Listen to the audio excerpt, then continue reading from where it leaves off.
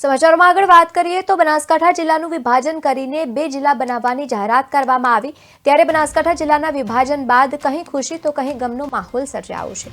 સરકાર દ્વારા વાવથરા જિલ્લો બનાવવાની જે વાત કરી અલગ અલગ બનાવતા સુરતના લોકોએ પણ ખુશી વ્યક્ત કરી હતી તો બીજી તરફ અમુક જગ્યા પર નારાજગી પણ જોવા મળી।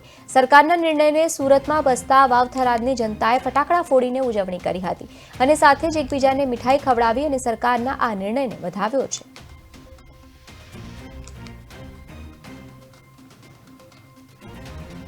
આનો વિકાસ થશે અને ધાનેરા તાલુકાના અહીંયા સુરતમાં વસે છે ભાઈઓ એ બધા સમર્થનમાં આવ્યા છે અને અમને વિશ્વાસ છે શંકરભાઈ ચૌધરી ઉપર અને સરકાર ગુજરાત સરકાર ઉપર કે ધાનેરાનો પણ વિકાસ થશે, આખા થરાદ જિલ્લા વાવથરા જિલ્લાનો પણ વિકાસ થશે।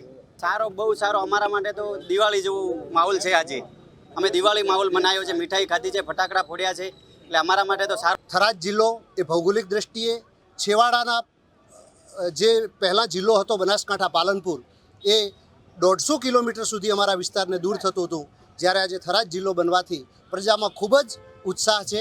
એના માટે કરીને અહીંયા બધા ભેગા થયા છે, ફટાકડા ફોડી મીઠાઈ વેચી અને બધાએ પોતાનો આનંદ પ્રગટ